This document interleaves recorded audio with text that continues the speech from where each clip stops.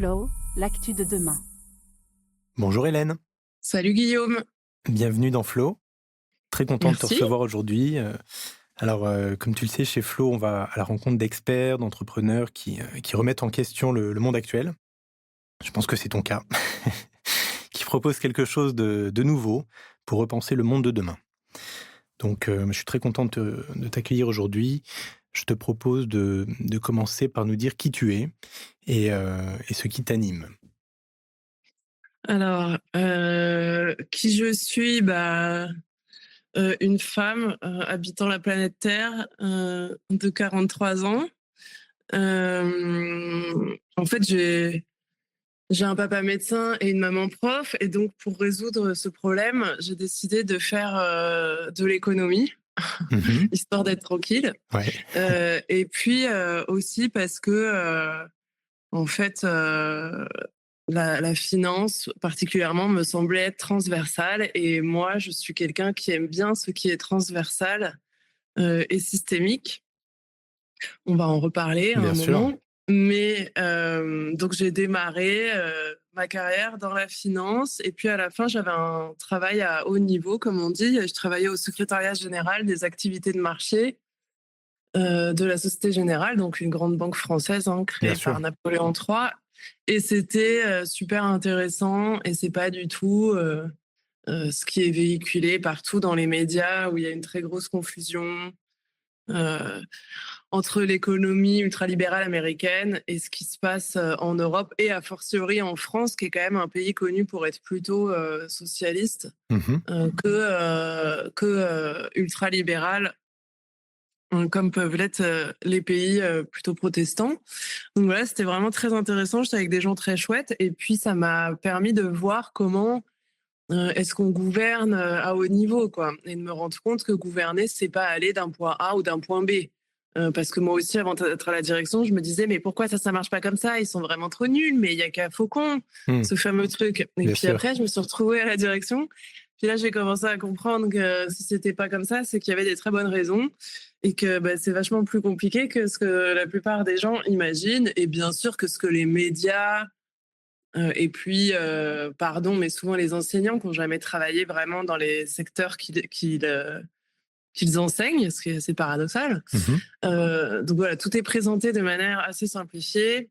Et donc ça, c'était vraiment très chouette d'avoir cette expérience-là. Mais au bout d'un moment, j'avais fait le tour, quoi, après six Ça a ans au duré même combien? poste. 6 ans? 6 ans, ça c'est Ah ton non, expérience, non, ouais, c'est un peu ah plus non, long même. plus. Oui, oui, 6 ans mon à la expérience, direction? parce que j'ai travaillé à Hong Kong, j'ai travaillé, ouais, c'est 6 ans au secrétariat général, exactement. D'accord. Ah, tu es Et passé par Hong Kong avant, aussi?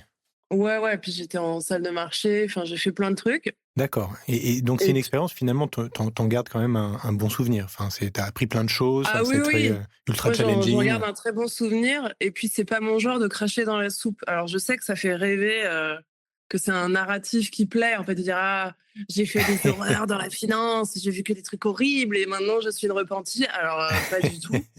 Voilà, je OK. préfère être claire, pas du tout. Je sais que c'est beaucoup moins vendeur, mais c'est pas du tout le cas. Et moi, en fait, j'ai toujours été quelqu'un de très loyal et très droit. Et si déjà j'avais vu des choses que j'estimais être délirantes, je ne serais jamais restée, en fait.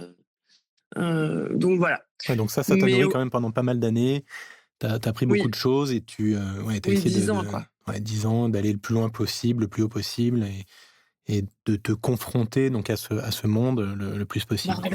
j'ai essayé rien du tout, hein. Tu sais, moi, je suis une femme et je suis pas polytechnicienne, hein, donc tu vaux pas grand-chose dans la vraie finance. En tout cas, tu vaux pas grand-chose. C'est juste que j'ai eu beaucoup de chance d'être repérée par un grand dirigeant lors d'une réunion, et qui m'a dit, toi, viens travailler pour nous à la direction. D'accord. Non, pendant longtemps, j'ai eu des boulots que je trouvais pas très intéressants, et je me demandais pourquoi tout le monde faisait comme si c'était super et souriait, et je me disais, c'est vraiment bizarre quand même. Mais voilà. Mais, D'accord, mais et non, Hong après, je me Kong, suis rendu compte que combien de temps Hong Kong? Hong Kong, 18 mois, c'était un VIE. OK, et ça t'a Hum, ça t'a apporté quelque chose en particulier comme Ah bah oui, expérience? oui, parce que en Occident, on est dans un prisme. Les gens se rendent pas compte que ici, c'est une minorité de la planète. L'Occident, c'est allez, 800 millions de personnes, un Occident étendu. Mmh. Et en fait, sur Terre, on est 8 milliards, ça vous aura pas échappé. Et donc, Ouais, l'Occident, en fait, c'est seulement 10% de la planète. Et en fait, on vit dans notre petit prisme, notre petit monde, et on pense que tout le monde voudrait vivre comme nous, que tout le monde devrait être comme nous, ou voudrait être comme nous, en tout cas. Et en fait, c'est complètement faux, quoi.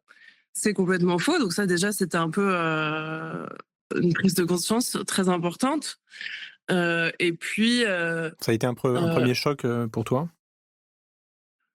ouais, enfin, là, ça, c'est la restitution. Mais sur le coup, c'est pas comme ça que je l'ai pensé. Je me suis dit, Mmh. waouh, c'est incroyable, cette civilisation chinoise qui a 6000 ans d'histoire. Oh là là, qu'est-ce qu'ils se sont raffinés. Oh Ouais, là là, nous, on croit qu'on a tout inventé, mais ils ont tout inventé avant nous, y compris le foie gras, la choucroute et les pâtes. Donc, ça, en fait, on se rend compte quand on commence à connaître un peu cette civilisation que tout ce qu'on nous raconte à l'école aussi, c'est quand même très, très faux. C'est un narratif nationaliste. Enfin, c'est ouais. tout un. Mmh. Donc, c'est plein de choses que tu peux commencer à déconstruire. Donc, on va OK. dire que la finance, ça m'a permis de déconstruire, de vraiment savoir comment fonctionne le capitalisme. Ce qu'en fait, très peu de gens savent Mmh. en réalité, comment l'argent est créé, comment il disparaît. Tout ça, c'est les gens, ils parlent de planche à billets. Enfin, tout ça, c'est n'importe quoi, hein. Mais donc j'ai d'abord pu voilà, bien comprendre le monde capitaliste et donc déconstruire pas mal des bêtises qu'on nous racontait partout. Donc moi, depuis presque le début, je sais que les médias racontent souvent n'importe quoi. Mmh. Et pas que eux, voilà, certains enseignants aussi. Et ensuite, l'Asie, bah oui, oui, ça m'a permis de déconstruire cette fois le narratif occidental. Ça c'est OK, clair. Et OK. c'est hyper important parce que ça permet d'ouvrir, je dis les chakras, mais d'ouvrir des portes Bien sûr. dans le cerveau. Et je trouve qu'on le voit vachement avec les gens qui ont des doubles cultures. Ouais. Euh, c'est des gens quand même qui sont vifs, qui ont une richesse parce qu'ils parlent différentes langues, qu'ils ont différentes cultures, ils sont capables de faire aussi preuve d'empathie. C'est aussi ça, ça permet de développer son empathie, de se mettre à la place des autres. Mmh. Et ce qu'on fait pas du tout en Occident, sincèrement, moi souvent je me dis qu'on est des vrais sociopathes, quoi. C'est assez, ça va poser notre vision du monde partout là, Ouais. assez particulier en fait. OK. Euh, donc voilà, et donc au bout d'un moment, j'avais fait le tour. OK. Après 6 ans à la direction, même si c'est les sujets les plus mortels, dans le sens où c'est peste au choléra et il n'y a jamais de bonne solution. Et voilà, si t'aimes te faire des nœuds au cerveau, c'est vraiment le super endroit. Mais au bout d'un moment, c'est redondant, quoi, parce que tout est cyclique dans la vie, dans le monde, dans les entreprises. Et donc, au bout d'un moment, je me dis, bon, je vais y aller, là, j'ai bien fait le tour. Et je ne trouverais pas de job plus intéressant, en tout cas, moi qui m'intéressais autant, au sein de cette entreprise et même au sein du monde de l'entreprise en général, en fait. Ouais, ni dans le même secteur, ni dans un autre? Non, Ouais, ouais, parce que j'étais quand même tu étais dans un endroit arrivé, qui est très ouais, réputé, quoi. bien sûr. C'est-à-dire que la partie banque de marché de la Société Générale, elle est réputée pour être parmi les meilleures au monde et voilà. Donc, il n'y avait pas grand-chose d'autre qui m'intéressait, c'est vrai. Sauf que, si, il y avait autre chose qui m'intéressait, mais pas du tout dans la finance, plutôt dans l'environnement. Parce que pendant que je travaillais dans la finance, j'ai commencé à me rendre compte qu'il y avait des problèmes écologiques, même si je savais depuis longtemps. Mais c'est aussi en 2007-2008 que les quotas carbone ont été mis en place, Mmh. qu'on a quand même commencé à parler de plus en plus euh, du réchauffement climatique. Donc voilà, j'avais conscience qu'il y avait plein de problèmes, puisque je voyais bien qu'on détruisait tout autour de nous, les animaux, la forêt, et il y avait la couche d'ozone dans les années 90, hein, moi, donc j'avais 10 ans. Euh, mais voilà, cette histoire de réchauffement, quand même, on en parlait de plus en plus, et je me disais, bon, faudrait peut-être que j'aille voir cette histoire un peu. Et donc, c'est là que j'ai fait cette première reconversion où je suis partie dans des ONG environnementales. Alors, ça s'est pas fait en un instant parce que tu parlais de déclic. Moi, j'ai pas vraiment eu de déclic. Je pense que peut-être qu'il y a des gens qui ont des déclics. En tout cas, moi, c'est pas mon cas. Moi, c'est plus un espèce de tableau impressionniste où plein de touches sont venues se superposer les unes aux autres et qui ont abouti à cette trajectoire, en fait. OK, ouais, donc Mais d'un côté, tu avais fait le tour de ta première expérience, tu te sentais un peu arriver à un plafond de verre et puis, en parallèle, tu voyais une nouvelle problématique qui émergeait, qui semblait assez challenging et puis, essentielle autour du réchauffement climatique qui a commencé peut-être à piquer ta curiosité, ton envie d'aller voir, de creuser un peu, de t'engager. Et tout ça s'est fait progressivement. Donc, effectivement, tu as commencé à chercher un nouveau chemin, quoi. Bah, c'est ça. Bon, alors d'abord, j'étais dans des startups vertes, donc Ok, du greenwashing total. Mais en fait, d'accord, ok. c'était bah ouais, ouais, non, faut dire les choses, hein. Ouais. Les entreprises à mission, tout ça là, tous ces nouveaux trucs, c'est du greenwashing. Je veux dire, qu'est-ce qui empêche les gens de faire des associations? Rien, en Hmm. fait. Donc, faut être clair. Et après, ils te disent on va sortir du capitalisme alors qu'ils ont créé des entreprises. Donc, c'est assez comique en réalité. Ouais. Mais d'abord, voilà, j'étais dans des startups vertes. Bah, j'étais comme tout le monde, hein. J'ai fait mon petit cheminement Ouais, tu as intellectuel. testé ce qu'il y avait effectivement sur le marché, quelles étaient les options. Voilà. Puis je suis Startup partie. verte, ça t'a pas plu, quoi. Ça correspondait pas à ce que tu Non. cherchais. Par contre, ce qui était bien, c'est que grâce à ça, je suis pu aller à la COP. Longue histoire, mais voilà. Tout ça pour dire que j'ai pu aller à la COP à Bonn, en Allemagne, en 2017, qui était la COP 23. OK. C'est ça. Et à l'époque, il y avait beaucoup moins de gens qui allaient à la COP qu'aujourd'hui. La Mmh. COP est tristement victime de son succès, ce qui, encore une fois, est aussi très paradoxal en réalité. Mais tout ça pour dire que quand je suis arrivée là-bas, j'étais tout à fait stupéfaite et surprise dans un très mauvais sens, parce que je me suis rendu compte que c'était un espèce de salon, une foire comme n'importe quelle foire en fait. Alors D'accord. ouais, c'est organisé par l'ONU, oui, il y a des pavillons des États et pas des entreprises à la place, mais chaque État essaye de se vendre et puis il vous file des tote bags remplis de batteries portables pour les téléphones. Enfin, genre, je peux même pas dire, c'était n'importe quoi. Je suis rentrée de là, Ouais, c'était la j'avais des foire. goodies. C'était Oui, un gros marché, un gros business et tu pas voilà, avec retrouvé des les gens du monde valeurs, entier. ouais, Et qui puis étaient quand tu portées. rentres, il y a des voitures électriques à droite, des objets hyper techno à gauche. Tu sais pas à quoi ça sert, mais sans doute que c'est parfaitement inutile en réalité. Mais bref, Mmh. tout ça pour dire que je me suis dit, mais c'est quoi ce bazar, quoi? Vraiment, c'est vraiment ça. Je me suis dit, c'est quoi ce bazar? Et pendant 15 jours, tout le monde blablatait du greenwashing à plein tube, à fond. Ouais. Euh, et voilà, le seul moment où ils disaient des choses un peu intéressantes, c'est quand il y avait des grandes dames d'Afrique de l'Ouest qui montaient sur la scène et qui distribuaient des claques à tous ces hommes blancs, pour être honnête. Sinon, le reste du temps, c'était vraiment, mais c'est dramatique, en fait. Moi, je me suis dit, mais c'est quoi ce truc? Donc Et là, donc ça, je tu pense, été choqué, ouais, à travers, plusieurs choses. Donc si je ouais, comprends bien, déjà ouais. le contexte, le cadre où en fait, tu te rends compte que c'était un gros business et qu'il y avait vraiment, une décorrélation entre le message, l'enjeu, et puis la réalité et ce qu'ils en faisaient et puis même dans le fond, au-delà de la Oui, forme, vraiment les échanges oui, étaient pas du tout au niveau, quoi. C'est ça, hein, que tu as pas ressenti, du quoi? tout. Ouais. Pas du tout. Puis c'est encore une fois de l'impérialisme vert. Ouais. Enfin, Donc là, il y donc a vraiment l'impérialisme un nœud, vert, ouais. Il y a un nœud, c'est et ça te suit dans toute ta réflexion. C'est-à-dire que c'est oui, ce qui t'a bloqué aussi dans les startups vertes, ce qui t'a bloqué ici, c'est-à-dire que quelque part, tout ce pan de l'économie, de la société qui se dit vouloir lutter contre le réchauffement climatique, en réalité, reste englué dans, le système, quoi. Et c'est ça oui, puis c'est le même problème pire que principal. ça, honnêtement. L'impérialisme vert, c'est l'idée que les pays occidentaux vont imposer leur agenda économique aux autres. Et c'est exactement ce qu'ils font. Ouais, OK. Sous des prétextes environnementaux. Ah, non, non, un tel, en Afrique de l'Ouest, vous devez surtout pas déforester. Alors que nous, on a tout déforesté comme des gros starbés chez nous. Mais non, non, vous, faut surtout pas que vous le fassiez parce qu'il faudrait pas que vous vous dévouiez aux pieds. Non, non, faut absolument que vous restiez sous la tutelle de l'Occident.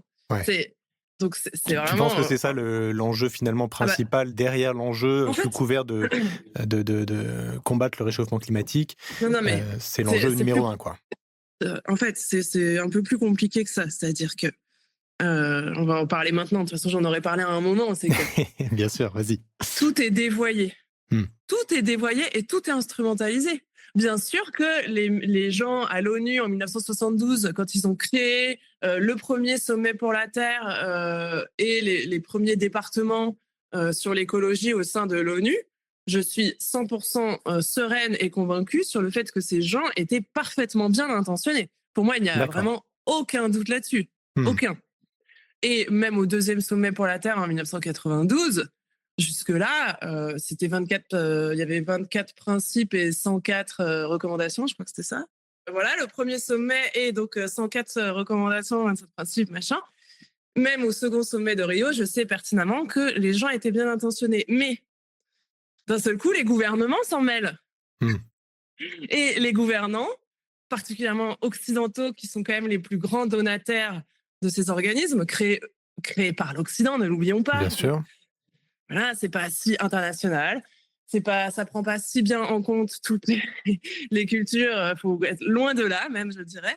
Bref, et donc les gouvernements s'en mêlent. Et donc Thatcher et Reagan font créer le GIEC en 3 semaines, au début des années 80, parce que justement, ce que l'ONU proposait Mmh. était bien trop radical et révolutionnaire pour eux. Surtout que l'ONU avait proposé une vision globale. Et à ce moment-là, on ne parlait pas encore du réchauffement. L'ONU expliquait très bien qu'on était en train de tout détruire, notamment avec la chimie de guerre, la chimie de synthèse, Ouais. et que le nucléaire était une nouvelle menace très dangereuse sur le vivant et l'humanité et donnait un pouvoir, a priori, illimité de destruction. Et ça plaît pas aux gouvernants, quoi. Donc les gouvernants, ils se disent, oh là là, il faut absolument qu'on dévoie tout et qu'on instrumentalise Ouais. tout. Par contre, toi, tu défends, à fond justement ces débuts. Les débuts, Ah bah de bien l'ONU, sûr. voilà, les 2 premiers sommets, c'est voilà, Ah bah c'est oui. la base qu'il aurait fallu suivre et que tu Voilà. continues à suivre et tu dis Ouais. donc, début des années 80, donc Thatcher et Reagan qui créent, le GIEC. Voilà. Et OK, GIEC, c'est bien groupe intergouvernemental, hein. d'accord. Ils arrivent à faire passer ça pour des scientifiques et tout.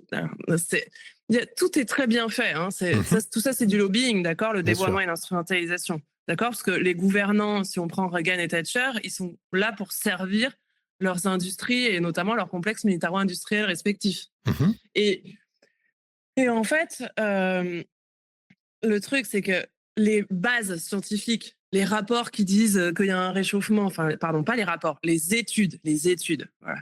Les études scientifiques, etc., je ne mets nullement en doute ces études. D'accord. Ces études, elles sont super. Le problème, c'est l'organe qui ensuite fait un résumé, qui ensuite, faut aller voir. Enfin, Ouais. ensuite, il y a les meetings avec les négociateurs de chaque pays, chaque délégation avec le chef négociateur de chaque pays, qui va faire rayer l'intégralité des phrases. Et le rapport final qui est publié n'a plus rien à voir avec ce qui a été donné par les scientifiques à l'origine. OK. Donc là, il y a D'accord. le filtre, Et des gouvernements voilà. pour avoir effectivement à la fin, quelque chose qui, à la base est scientifique, mais qui, au final est moins radical et moins dangereux comme tu le Bah, disais, voilà, et qui pour le ne me système. remet nullement en cause OK. les intérêts économiques divers et variés, en fait. Voilà. Et particulièrement de l'Occident. Ça c'est clair. Donc voilà, donc ça c'est un énorme problème. Et pire que ça, au sein de l'IPBES, la partie biodiversité, qui elle a mis je me rappelle plus, mais je crois que c'est 12 ans à être créé, hein, parce qu'il faudrait surtout pas protéger vraiment le vivant. Décarboner, c'est maintenir le complexe militaro-industriel ad Ouais, vitam aeternam. C'est ça. ouais. Parce que quand ils ont pris conscience qu'effectivement il y avait une finitude, ils se sont demandé comment on va faire pour maintenir ce complexe. Ah bah le nucléaire, c'est une super option pour faire perdurer ce complexe le plus longtemps possible.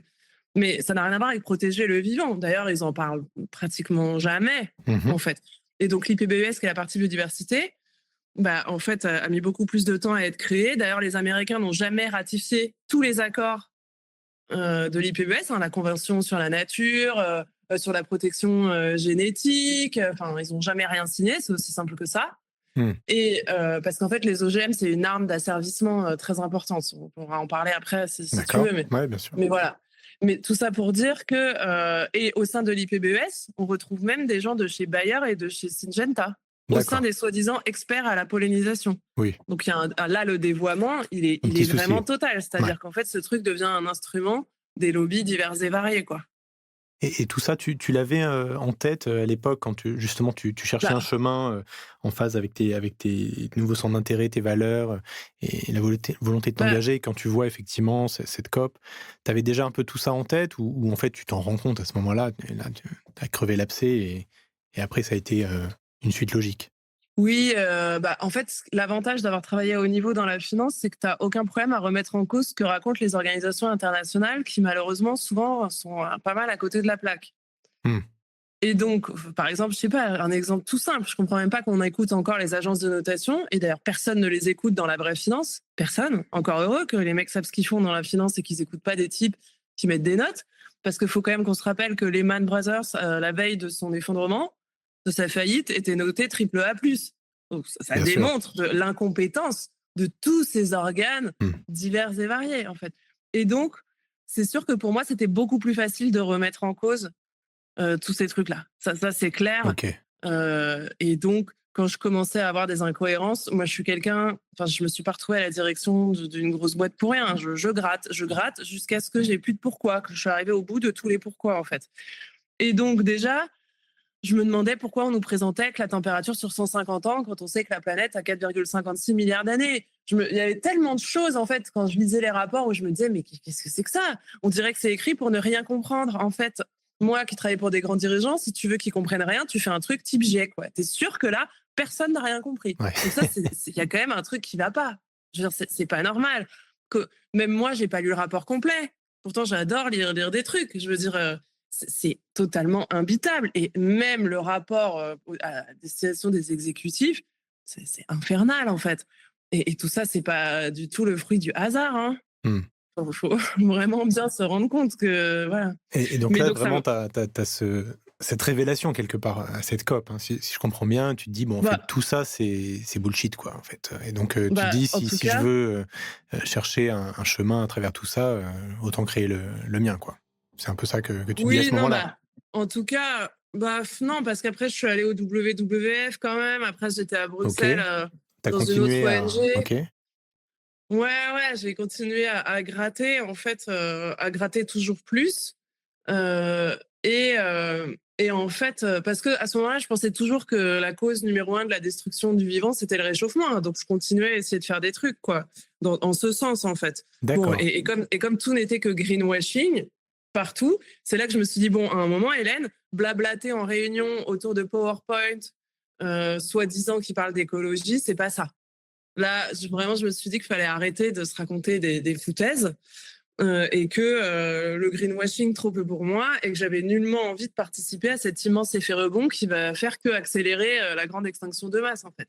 Et donc j'ai commencé à me dire, et c'est aussi mon instinct de femme, ça je le sais, c'est que je sentais cette dissonance. Je me disais, tu peux pas parler d'environnement si tu ne connais pas la nature, si tu ne connais pas le vivant, si tu ne l'as pas observé, si tu ne sais pas de quoi on parle. Ça, pour moi, c'est fondamental. Moi, Ouais. j'ai beaucoup de mal à parler de choses que je connais pas.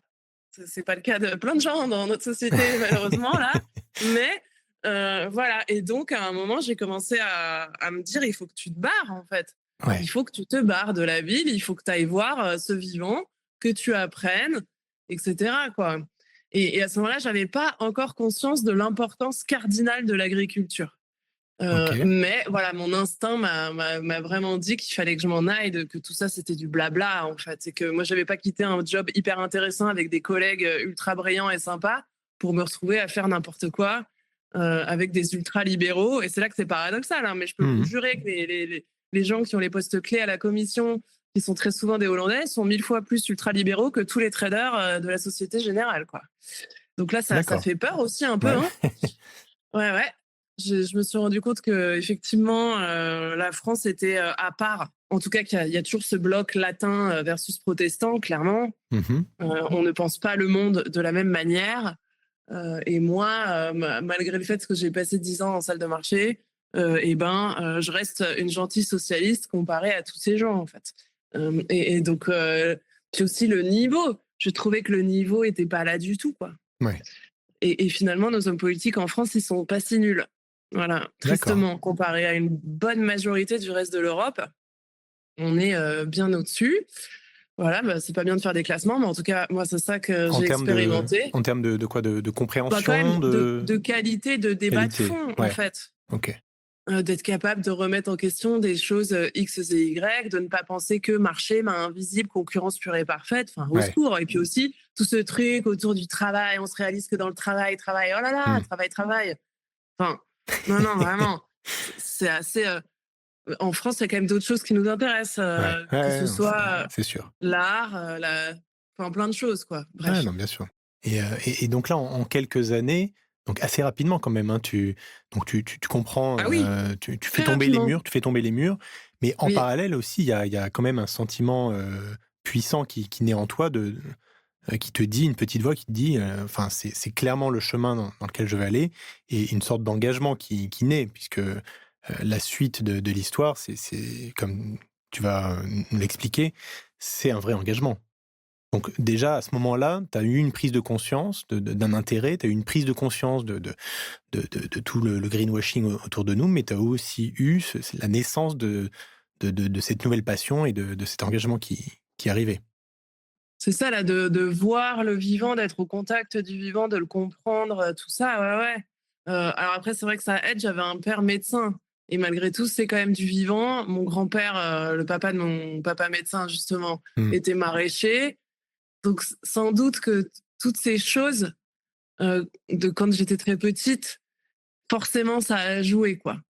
Forcément, je savais que le vivant, il était complexe et variable, que c'était pas le blabla de PowerPoint et des Ouais. ingénieurs là, heu, tout ça quoi. Je pense que ça forcément ça a joué aussi quand j'étais petite. Un jour, mon père m'a dit: «Tu sais, à tout moment, l'humanité peut disparaître parce qu'un virus apparaît». Bon ça quand, vous avez Ouais. 6 ans, 7 ans, ça marque en fait. Mmh. Donc c'est toutes ces petites choses finalement que j'ai vécues dans l'enfance, je pense, qui en sans inconsciemment en fait, parce que c'est quand je me suis mise à faire de l'agriculture pour de vrai, à avoir les mains dans la terre, que mais après plusieurs années en plus, que j'ai commencé à avoir des flashs et à me dire, mais oui, mais je me souviens quand j'étais petite, j'ai déjà planté ce truc-là.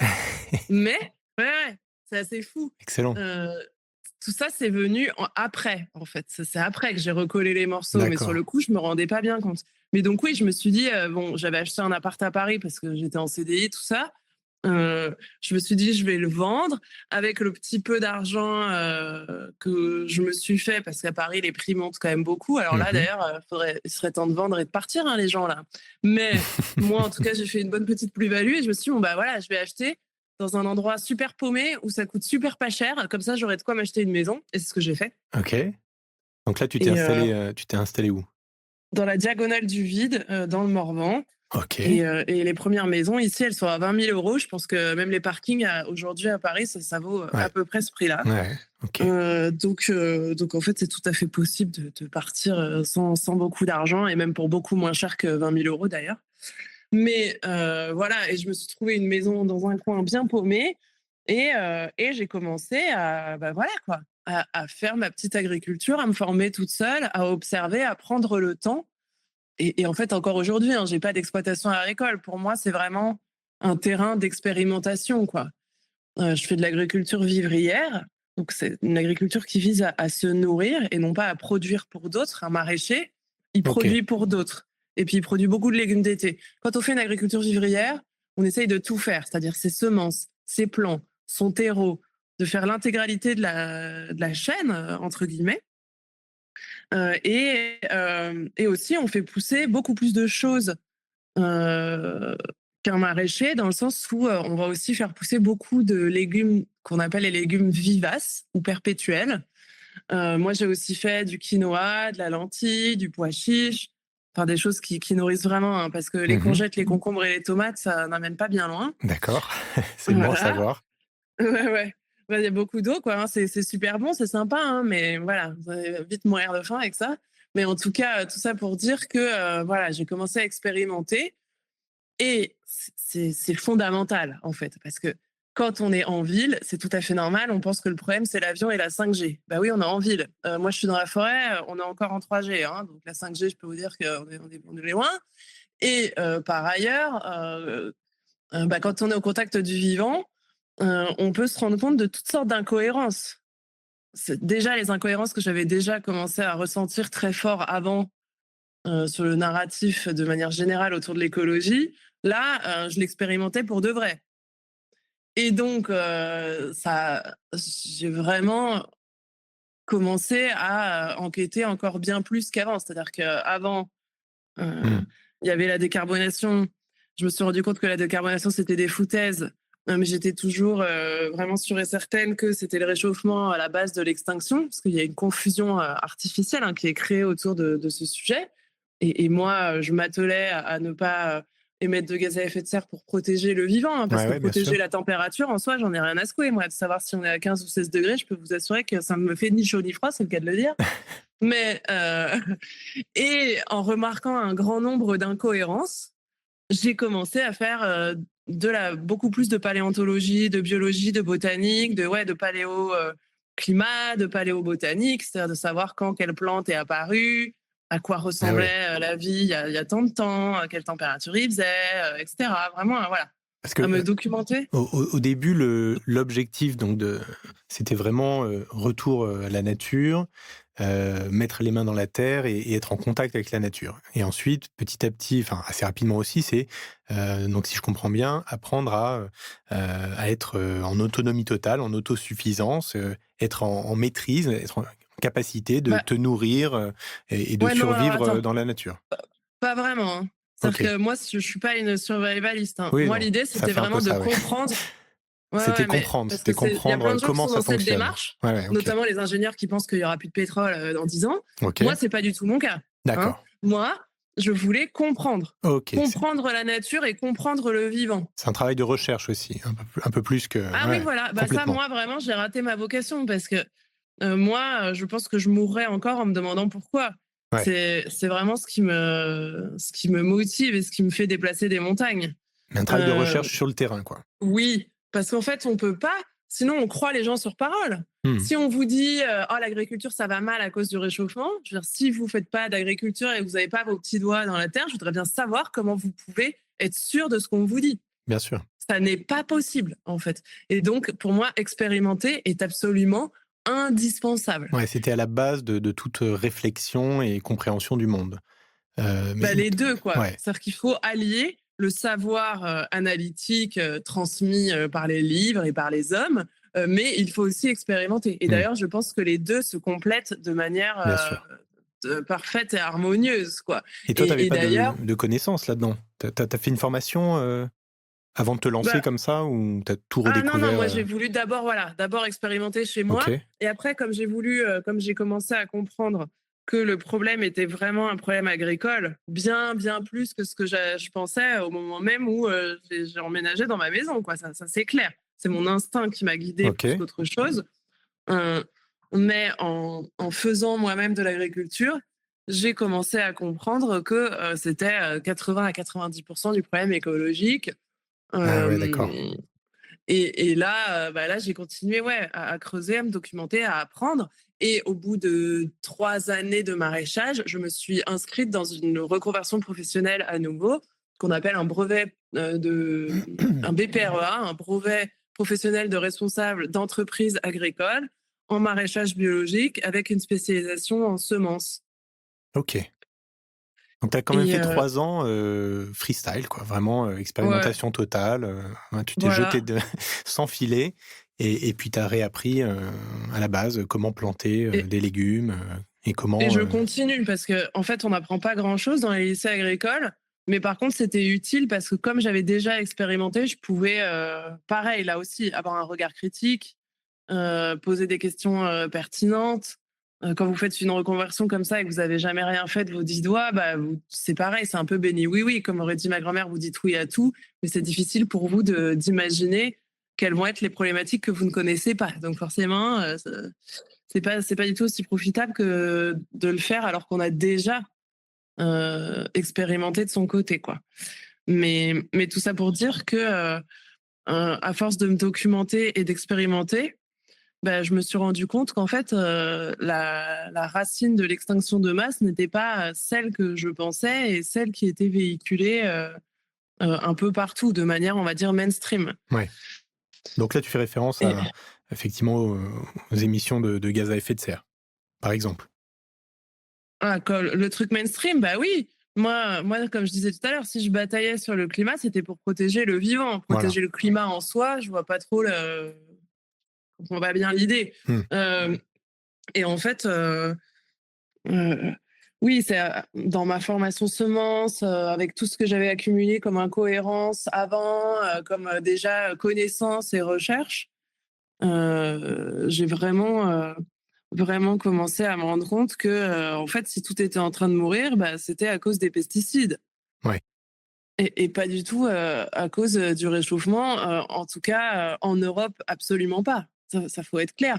Il y ait, des pingouins ou des empereurs, des manchots empereurs, qui subissent, de plein fouet le réchauffement, je veux bien le croire.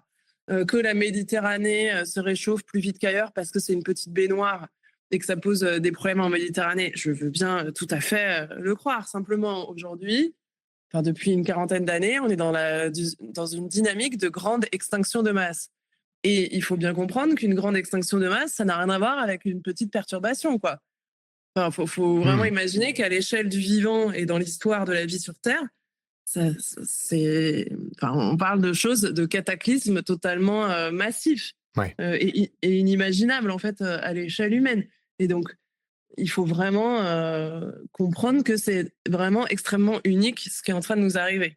Ce que je Donc ouais, racontais, l'extinction de désolée. masse. Donc effectivement, Voilà. depuis 50 ans, je sais qu'il y a un chiffre que tu utilises souvent, 95% des insectes ont disparu.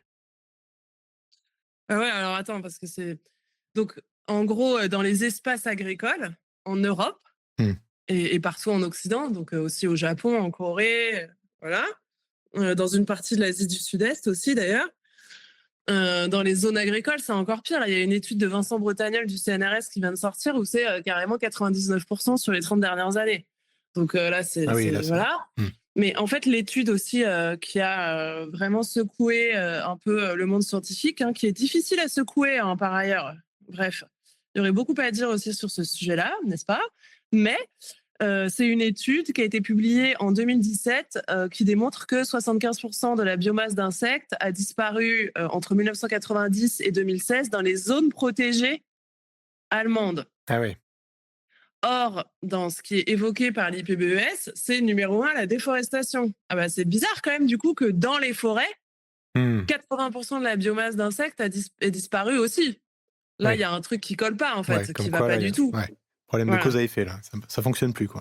Exactement. Et donc là, il y a quand même des gens, quoi, heureusement, quelques-uns, qu'on se dit et qui se sont dit, mais il y a un autre problème, en fait, là, en Europe, si on est en grande extinction de masse, ça n'a rien à voir avec la déforestation. Et d'ailleurs, moi, j'ai cette chance d'avoir une maman lettrée qui était professeure de lettres et qui m'a appris plein de choses sur le Moyen-Âge. Et je savais très bien qu'on avait déforesté toute la France et toute l'Europe d'ailleurs au Moyen-Âge et qu'à la fin du XIIIe siècle, il restait plus que 10% de forêt, c'est-à-dire 3 fois moins qu'aujourd'hui. Je sors la Russie parce que la Russie, c'est la plus grande forêt du monde et il y a beaucoup plus de forêts que ça. Mmh. Mais tout ça pour dire que, encore une incohérence. Donc là, il y a clairement, le fait que la déforestation en Europe, elle date pas du tout de cette période. L'aménagement du territoire, voilà, il date des serfs et des paysans au Moyen-Âge, au XIIIe siècle. Que la deuxième cause évoquée, qu'est-ce que c'est déjà? Ah oui, c'est les espèces invasives. Mais c'est pareil, là, il faut faire un peu d'évolution et se plonger un peu dans le temps long. Ça ne veut rien dire, espèces invasives. On croirait Éric Zemmour, là. Mais les espèces invasives, à l'échelle du vivant et de l'évolution, voilà, ça n'existe pas. C'est-à-dire que le vivant, il se répand partout où il le peut, dans toutes les niches possibles, le plus loin possible et dans le plus grand nombre possible, en fait. Mmh. Et donc, tout est invasif par définition. Toutes les plantes d'ornement dans votre jardin, elles sont invasives. Tout ce qu'on bouffe pratiquement est invasif. Parce qu'en fait, on a tout ramené, ou principalement les Chinois, en moins 7500. Mais ici, en Europe, à la fin de la dernière glaciation, il y a 12 000 ans, à part des hêtres, des charmes, des chênes, principalement des chênes, hein, 90% de la forêt européenne à la fin de, en moins 8000, quoi, quand les végétaux ont reconquis le continent après la dernière glaciation, bah, c'est 90% de la chaîne est mixte. Il y avait une quinzaine d'essences, hein, des genêts, des bouleaux, des hêtres, des aunes, des charmes, des chênes, mais voilà, mais c'est tout, en fait. Tout le reste est exotique. Mmh. Donc, qu'est-ce que ça veut dire? Et puis, comme par hasard, c'est toujours les méchants asiatiques. Vous avez remarqué, hein, c'est le frelon asiatique, oulala, le méchant asiatique. Comme d'ailleurs, il y a eu le virus asiatique, n'est-ce pas? Les coccinelles asiatiques. Enfin, c'est toujours ces vilains asiatiques, par ailleurs. Donc, toutes ces visions-là, ces trucs présentés, c'est des trucs totalement empreints à fond de biais culturels et civilisationnels judéo-chrétiens, Mmh. très, très importants, en fait. Et par ailleurs, y a d'autres problèmes hein, qui expliquent qu'aujourd'hui, les messages véhiculés sont pas les bons. On revient à ce que je disais au début, c'est-à-dire qu'il y a un dévoiement et une instrumentalisation Ouais. à l'œuvre par les lobbies et par certains gouvernements qui est vraiment massive. Et comme on a privatisé la recherche dans les lois de programmation de la recherche, c'est valable en France, mais en fait, ça a commencé d'abord hors de France, puisque ça a d'abord commencé, comme d'habitude, dans les pays anglo-saxons, puis le bloc européen protestant, et puis chez nous aussi. Et donc, en fait, au fil des décennies, on a privatisé la recherche. À chaque nouvelle loi de programmation de la recherche, les budgets de l'État diminuent, et donc forcément, hein, les budgets du privé augmentent. Mmh. Et qui finance la recherche sur la partie environnement et santé?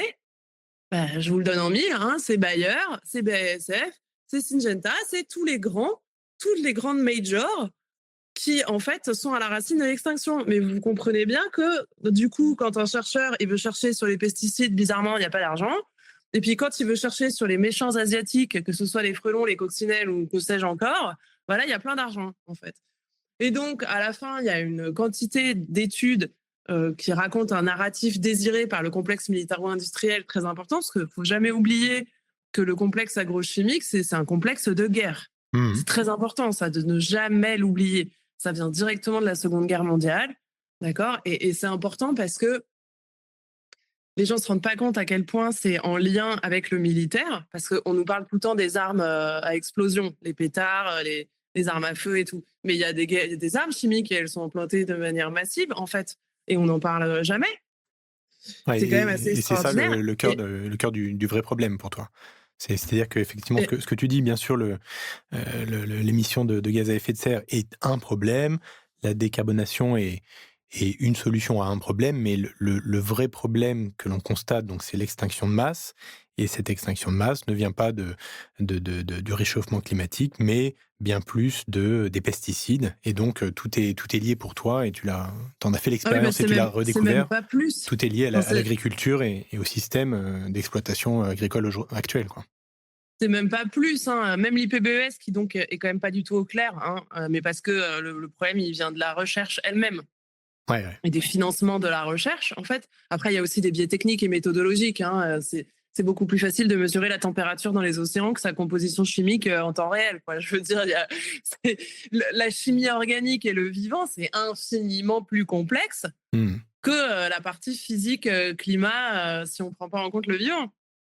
Et donc c'est pour ça, là, je te Et, relance, je remets une pièce, mais et c'est pour ça que, en fait, forte de ce constat, tu te dis, étant donné que le problème, il est aujourd'hui en grande majorité dans l'exploitation agricole, et donc dans le système qui pousse pour cette exploitation agricole, et notamment via les pesticides, c'est pour ça que tu te dis que le changement aujourd'hui doit être un changement systémique, quoi. On ne peut pas bah, envisager une économie, un capitalisme vert, parce que, non, en fait, ça ne fonctionnerait pas. On resterait toujours dans les bah, mêmes travers en d'exploitation fait, industrielle, quoi.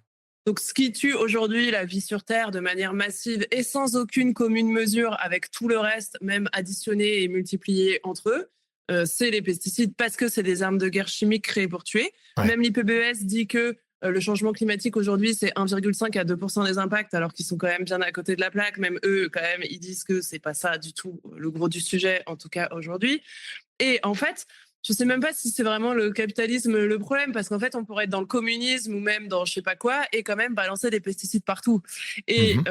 Ouais, il faut ok. être clair, il faut qu'on arrête les pesticides le plus rapidement possible, parce que c'est d'une toxicité extrême et c'est en train de tout tuer, et on aura tout exterminé avec les pesticides bien avant que le réchauffement climatique ne s'en charge. Ça, maintenant, il faut vraiment que les gens arrivent à le comprendre. Et oui, il y a un réchauffement, oui, il est créé par l'homme, oui, il va poser des problèmes, particulièrement à l'homme, bien plus qu'aux vivants, par ailleurs. Les hommes qui ont bâti une société technique, rigide, qui ne s'adapte à rien. Si aujourd'hui on a des inondations, c'est parce qu'on a artificialisé nos rivières, nos fleuves, nos villes. Et ça, je pense qu'on oublie quand même vraiment de le dire à chaque fois, hein. Bref, mais tout ça pour dire que tu as dit aussi que je souhaite la décarbonation. Alors, oui, oui et non. Moi, je veux bien d'une décarbonation si elle s'accompagne d'un arrêt des pesticides et d'une sobriété. Parce que là, ce qu'on est en train de faire, c'est pas ça. C'est que Bayer, ils t'écrivent en toutes lettres dans leur rapport annuel qu'ils seront net zéro carbone en 2030. Et donc, grâce au nucléaire, Bien ce sûr. sacro-saint nucléaire, on va pouvoir produire 10 fois plus de pesticides pour moins cher, de manière décarbonée. Quelle bonne nouvelle. Donc, vraiment, non, mais c'est Ah, vraiment flippant, c'est hein, dur, parce ouais, que c'est dur. c'est vraiment écrit en toutes lettres, hein, dans les rapports, et puis ils blablatent que sur ça, et puis là, il y a des soi-disant écolos qui sortent des soi-disant rapports, et puis ils disent que le problème des Hmm. pesticides, c'est que ça émet des gaz à effet de serre pour être fabriqué. Ouais, ouais. Franchement, j'ai envie de me jeter Non, c'est par la fenêtre cynique, quand c'est un peu j'entends dur, ça. ouais. Ouais, c'est C'est sûr. dramatique. Ouais. Le niveau est pas possible là, ça va plus du tout. En fait, faut arrêter de faire la petite compta de compte de CO2, ça n'a Ouais. aucun sens. De toute façon, C'est bah là, dramatique. l'ONU a déjà Mais annoncé que le plus de degrés était déjà hors de portée, quoi. Là, on se projette de toute façon vers un +3, un Oui, +4°, oui, mais voilà, le c'est vivant, s'il est pas empoisonné, je pense qu'il pourra s'adapter, hein. Là, le problème, c'est qu'il est ouais. empoisonné, si tu veux. C'est comme pendant la canicule, ceux qui meurent, c'est les gens qui sont malades ou qui sont vieux. Mmh. Être vieux, c'est un peu être empoisonné, quoi. Désolée pour, les vieux qui nous écoutent, pardon. Mais tu vous voyez ce que je veux Ouais, dire? tout à Et donc fait. qu'est-ce qui te tue? C'est de boire un verre de glyphosate ou de prendre, même, une canicule dans la Ouais, face? tout Faut à être fait, tout à clair. fait, ouais. Et donc c'est aussi ça, c'est qu'en empoisonnant tout, bah, ça risque pas de survivre, hein. Là, ça va être la double peine, quoi. Ça c'est clair. Mais tout ça pour dire que du coup, moi, je veux bien la décarbonation si c'est une décarbonation sans pesticides et qui vise à la sobriété. Et je Ouais. vais continuer le raisonnement parce qu'en fait, si on sort des pesticides, l'étape 1, le plus rapidement possible, parce qu'on ne va pas tenir encore 10 ans comme ça faut être clair. Mmh. Ce qu'on a fait, ça génère une antibiorésistance absolument phénoménale. De tout tuer, il reste plus que ce qui est résistant. Ça provoque certaines mutations sur certains pathogènes. Et donc, on va se taper des pathogènes dans tous les sens. C'est pour ça qu'il y a une explosion, hein, des épizooties, des zooties, des virus, de tout ce que vous voulez, tant sur ce qu'on mange, nos cultures ou nos élevages, que sur nous. Et là, ça explose dans tous les sens. Et vous avez vu avec le Covid, c'est très binaire, hein. C'est pas toc toc, je préviens, c'est moi, j'arrive, préparez-vous, quoi, hein. Bah, ouais. Et voilà. Et donc, tout ça pour dire que il faut qu'en étape 1, on arrête le plus rapidement possible de mettre des pesticides de synthèse, autrement dit des armes de guerre chimiques toxiques au nanogramme partout Mmh. dans la nature, OK, d'accord? Et ouais. juste pour que les gens se rendent compte, il faut que je le dise parce que les gens peuvent pas se rendre compte, mais la toxicité dont on parle, c'est c'est toxique au nanogramme. Ça veut dire que si par exemple, enfin, en France, on a mis 48 000 tonnes de pesticides en 2022. Ça veut dire qu'on a mis 48 milliards de milliards de doses toxiques. Enfin, Ouais. j'aimerais, juste en France, juste en 2021, on a mis de quoi tuer, attends que je réfléchisse et que je dise, voilà, on a mis de quoi tuer 10 fois le total des abeilles sur Terre. Juste en 2021, juste en France. Donc, il faut vraiment comprendre la puissance de ce dont on est en train de parler. Et c'est pour ça que c'est pas comparable avec tout le reste. En fait, les gens qui n'ont pas étudié la toxicité des pesticides ne peuvent pas se rendre compte. Mmh. Moi, c'est quand j'ai mis les chiffres dans les cases, quand j'ai fait mes grands totaux, que ça dépassait ce que JavaScript peut accepter. Enfin, faut se rendre compte Ouais, bien qu'on est sûr. sur des chiffres qui dépassent ce que. Et pourtant, j'ai travaillé toute ma vie sur des grands chiffres, hein, à la Société Générale. Mais là, ça dépasse ce Ça que le dépasse cerveau humain l'entendement là, ouais. peut Mmh. comprendre. Et donc, il faut qu'on fasse une agriculture biologique le plus rapidement possible, sans pesticides de synthèse, d'accord? C'est Mmh. vraiment une question de survie pour le vivant tel qu'on le connaît depuis 250 millions d'années, et évidemment pour nous, mais à la rigueur, nous, bon, on n'est qu'une toute petite partie du vivant, et assez tristement, une partie de nous essaye d'exterminer ce vivant et de l'emmener avec lui. Bon, voilà. Mais en étape 2, parce que les pathogènes, en fait, dans les écosystèmes, oui, il faut faire de l'écologie fonctionnelle aussi, très important, très, très important, comprendre comment fonctionne un écosystème. Les pathogènes, c'est pas un malheur envoyé par Dieu, d'accord? Les pathogènes, ils ont un rôle au cœur de l'évolution et des écosystèmes, de réguler les écosystèmes. Et donc, quand toi, tu arrives et que tu mets une culture sur des hectares, tu as déséquilibré un écosystème, et donc, fatalement, les pathogènes apparaissent, puisque leur rôle dans les écosystèmes et au cœur de l'évolution, c'est de réguler les populations.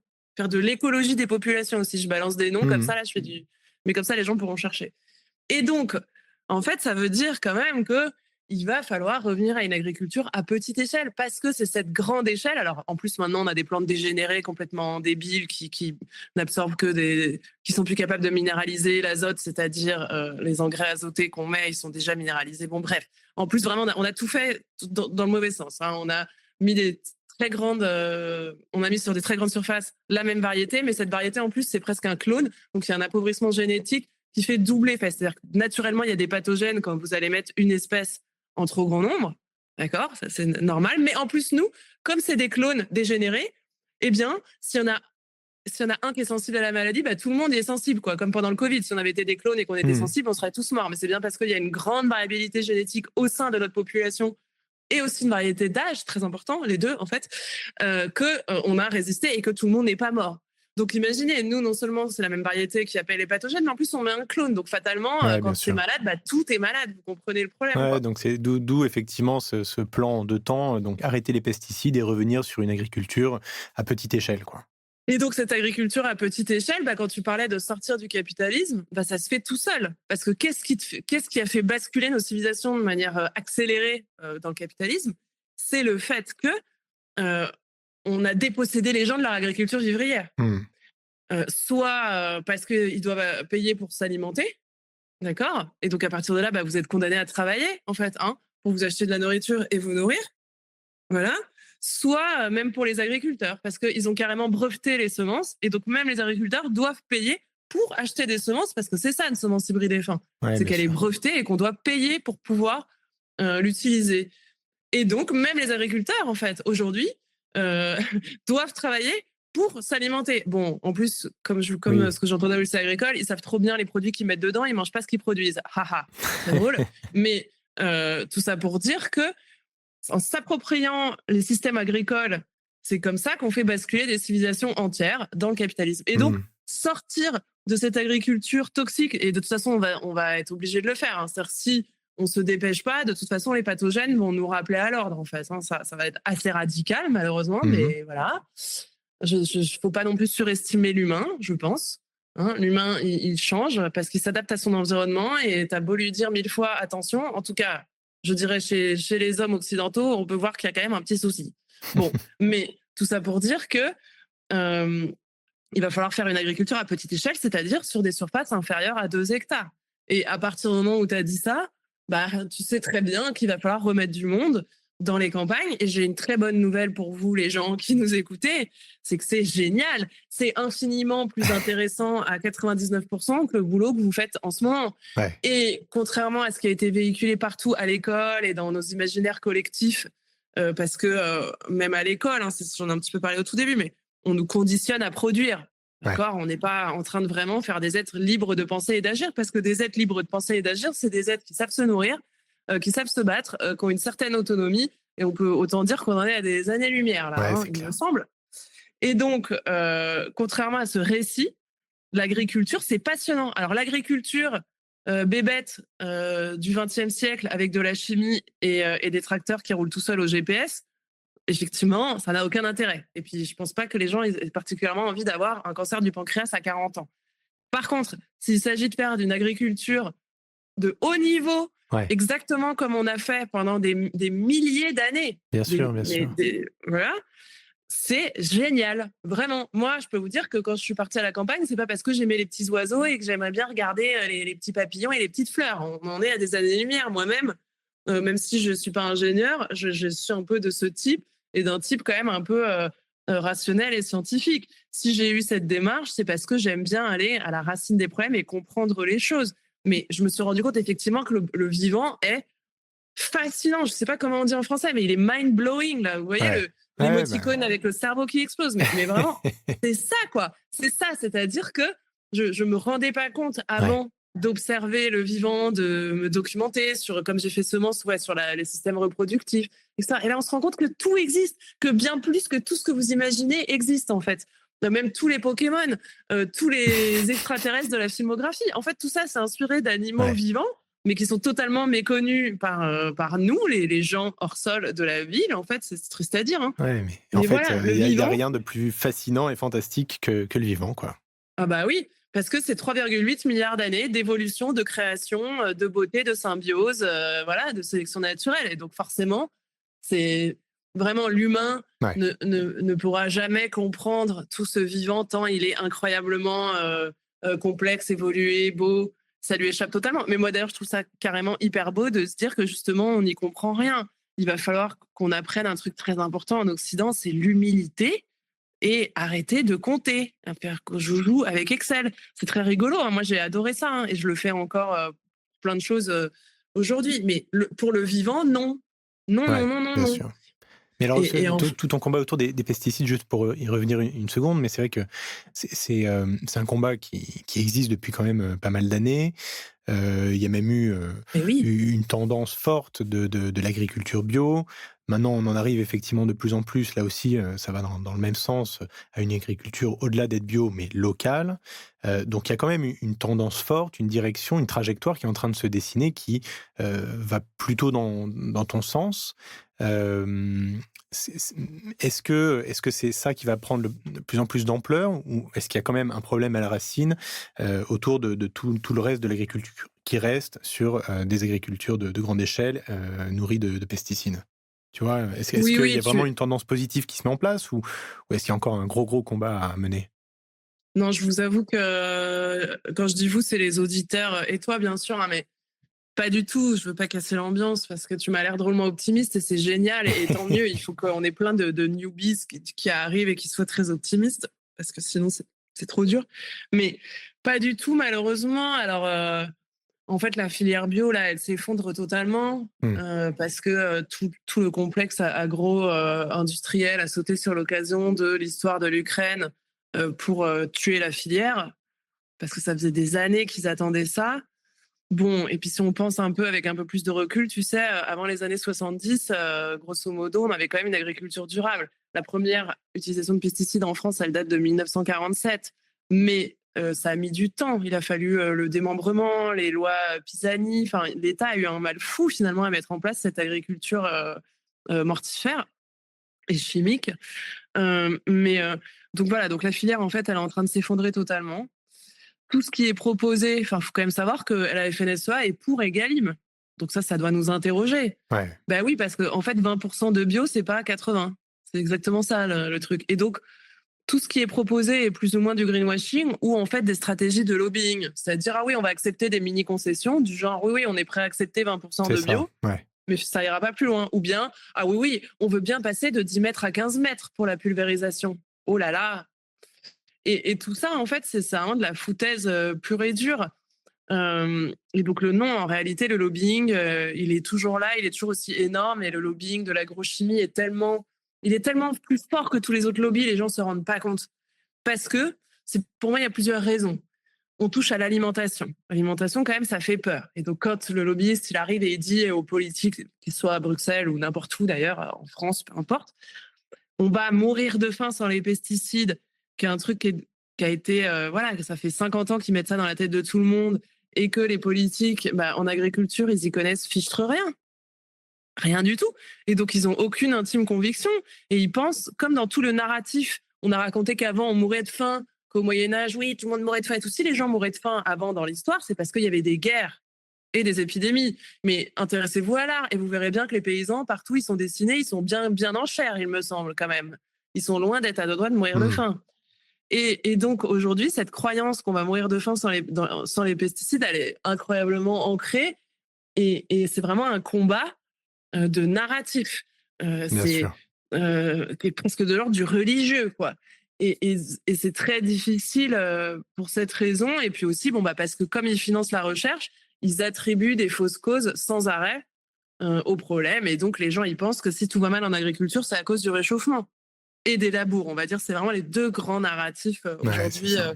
développés par l'agrochimie. Mais il faut savoir que c'est dès les années 70, hein, l'agrochimie s'est dit, on va orienter la recherche sur les labours.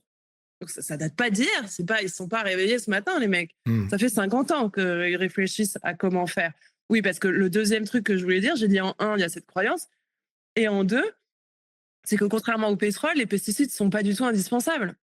Je veux dire, Total, ils savent bien que demain, on peut pas arrêter le pétrole, que faire arrêter de rouler des bagnoles dans ce pays, ce serait super problématique. Par contre, faire une agriculture bio, c'est 100% possible parce que toutes les filières existent en bio, on sait parfaitement faire. On a fait 12 000 ans d'agriculture bio, on surproduit 40%. Si on fait une agriculture bio intensive, on va démultiplier les rendements 1000 fois plus que ce qu'on fait avec cette agriculture chimique. Donc, Mais les oui. mecs, ils ont été obligés aussi de penser bien leur stratégie parce qu'ils sont pas du tout indispensables et ils sont même carrément toxiques. Parce qu'aujourd'hui, Bayer est le leader mondial de la chimiothérapie, alors qu'il est aussi leader mondial des cancers qu'il file par ailleurs avec les pesticides parce qu'en fait, aujourd'hui, c'est plus l'alcool et la cigarette du tout, les deux causes principales de cancer, en fait. Donc, Ouais, c'est assez violent. c'est. C'est assez violent, ouais. Donc, et je prends même par exemple sur BASF. Donc, BASF, leader mondial tentaculaire de la chimie, qui passe carrément sous les radars. Moi, ce que je voudrais aussi dire aux écolos qui nous écoutent, c'est faites-moi plaisir, à chaque fois que vous pensez à Total, pensez automatiquement à Bayer, les nazis et à BASF, hein, IG Farben, les deux pendant la guerre. Enfin, ces boîtes-là, c'est le diable incarné. Mmh. Ils créent des produits pour tuer. Enfin, je veux dire, il faut quand même comparer. Et alors On comment on n'a se bat pas. contre ces organismes, ces lobbies pour effectivement prendre une direction, bah, plus saine quoi, plus vertueuse? Comment on rebondit Bah là-dessus? oui. Mais juste Tu pour viens que de les gens sortir sachent. un livre d'ailleurs, La Ouais, disparition du vivant et moi. ouais. Hem, Quelle est la note d'espoir effectivement derrière tout ça alors? Bah, la note d'espoir, c'est que déjà, il y a pas 57 000 causes à Ouais. l'effondrement, d'accord? Parce que créer une charge mentale, c'est aussi une stratégie de lobbying, hein. Mmh mh. Donc, il crée une charge mentale à un point tel que nous, on ne sait plus où on en est. Oh là là, Mmh, faut que je fasse bien zéro sûr. déchet, faut que je prenne plus ma voiture, faut que je fasse 100% local, que machin, que truc. On est là, oh là là, mais c'est pas possible. Moi, vraiment, je me disais, mais comment je vais faire? C'est pas possible. Faut que j'arrête de respirer là parce que je vois pas comment je peux être à la hauteur des problèmes. Bon, déjà, ça, c'est pas vrai. D'accord? Donc, ça, c'est quand même une bonne nouvelle. Et l'autre bonne nouvelle, c'est que, bah, comme j'ai dit, on sait tout faire en bio. Et donc, en fait, arrêter les pesticides, qui est en réalité la cause majeure de l'effondrement du vivant contemporain, bah, ça résoudrait une immense partie des problèmes. Et en plus, le vivant s'adapterait pour le coup au changement de climat. C'est pas pour ça que par ailleurs, il faut pas arrêter de brûler des énergies fossiles. Mmh. D'accord? Mais en fait, c'est pas ça la racine Bien de sûr. l'extinction, quoi. Donc, moi, ça m'a quand même fait un bien fou de me dire ah ok, donc en fait, c'est ce truc-là qui est en train de tout buter dans l'immense majorité. On sait très bien faire sans, bah, c'est une super bonne nouvelle. Donc, bah, on va faire sans. Et puis, bah, moi, je vais batailler pour qu'on arrête ce truc. Et donc, moi, quand même, ça m'a fait un bien fou de me dire qu'il y avait un problème principal et non pas je sais pas Oui, c'est combien de ça. problèmes, cet énorme flou et cette charge que je ressentais, qui était super dur en fait à gérer au quotidien, quoi. Enfin, je sais Ouais, pas. bien sûr, bah, je pense que tout le monde partage cet avis et en tout cas là, ouais, tu as vraiment mis le doigt sur, le plus gros problème qui est à la source effectivement de l'extinction de masse, on en a parlé, et donc la solution est toute trouvée, donc il faut continuer à batailler, et donc bah, on a besoin d'activistes comme toi, mais aussi de personnes qui prennent conscience de cela, qui prennent conscience du fait que c'est possible de faire une bascule comme tu l'as faite, de pouvoir reprendre la main sur son quotidien, sur sa vie, sur sa nourriture et puis ouais, être enfin sur une trajectoire saine et alignée avec ses valeurs, quoi. Oui, on est beaucoup plus heureux comme ça, vraiment, c'est incomparable, quoi. L'homme, il est fait pour être au contact de la nature, hein, et pas pour être dans du béton tout s'entasser. Quand je vois le niveau d'agressivité à Paris, mais moi, quand j'y vais, maintenant, je me dis, mais c'est normal, comment veux-tu que les gens se sentent bien, là? C'est pas possible. Bah, Mais ouais, dans le ouais, fond, ils le savent, hein, parce que dès qu'ils ont une minute et qu'ils le peuvent, ils se barrent. bien sûr. C'est tout le paradoxe du truc, c'est qu'à la fois, ils veulent pas se barrer pour de vrai, mais dès qu'ils peuvent, ils se barrent. Donc, ça, c'est assez compliqué. Et croyez-moi, vous serez beaucoup plus heureux à la campagne. N'hésitez pas. Je comprends que ça puisse faire peur pour plein de gens, etc. Mais c'est un peu comme aller chez le dentiste, quoi. On se fait un petit coup de violence et puis après, on se sent beaucoup mieux, quoi. C'est clair, faut pas se tromper Vraiment. de dentiste. Non, mais de toute façon, quand même, il y a la sécurité sociale, il y a le Bien chômage. Enfin, sûr, je veux dire, c'est pas les US ici, hein. ouais. Vous risquez pas non plus grand-chose dans le fond. Enfin, je veux dire, faut, il y a quand même des super universités gratos, les écoles aussi. Enfin, ça va, Mmh. quoi, je trouve. Donc c'est le message que tu Franchement. portes quand tu parles de réensauvager le vivant? Bah, en tout cas, d'abord, il faut pas qu'on se trompe. Il faut qu'on arrête ces entreprises héritières de la Seconde Guerre mondiale, Mmh ça mh. c'est clair. Mmh. Et l'homme n'est pas voué à tout détruire, mais par contre, il va falloir sortir des villes, à la fois parce qu'il faut faire une agriculture bio-intensive, mais aussi pour vraiment voir le vivant, le comprendre, l'aimer, le respecter, se sentir mieux. Enfin, pour moi, c'est une démarche Ouais, globale. Voilà. Mais je veux pas mettre toute la faute sur l'individu parce que bien sûr. clairement, Ouais. le problème, il vient de ces lobbies de l'agrochimie en majeure partie, quoi. Voilà, mais dans le livre, je parle de tout ça, de mon cheminement. Et effectivement, à la fin, je donne des solutions. Et c'est pas un livre sur le potager, parce qu'il y a 1000 livres bien plus intéressants à lire que le mien sur le potager. Il y a une bibliographie. Moi, ce que je peux apporter, c'est cette vision globale. Ouais. Et c'est mon parcours, en fait, au travers de cette vision globale. Et d'ailleurs, je l'écris dans le livre. Tu t'as dit au début que tu recevais des experts. Bah, moi, j'aime bien me revendiquer plutôt généraliste et globaliste, quoi. Mmh mh. Moi, je suis pas expert en pesticides. Je me suis Mmh. juste rendu compte que l'immense partie du problème, c'était ça. Donc, je parle de ça. Mais voilà, je suis quelqu'un qui suis très généraliste et très globaliste et j'y tiens. Bah, écoute, c'est superbe. Merci beaucoup Hélène pour ce partage et de cette expérience assez incroyable et puis, pour ces pistes de réflexion, pour mieux comprendre effectivement le problème sous-jacent, et puis les pistes. Hein, les pistes Bah, je- effectivement qui sont, bah, tu en parlais tout à l'heure, avec beaucoup d'enthousiasme qui en plus, au-delà de régler les problèmes, peuvent nous apporter énormément, quoi. bah oui, je suis confiante. Bah, c'est génial alors, c'est parfait. Bah, merci beaucoup Guillaume. Merci à toi, bon courage et puis à très bientôt. Merci, au revoir. Merci, ciao.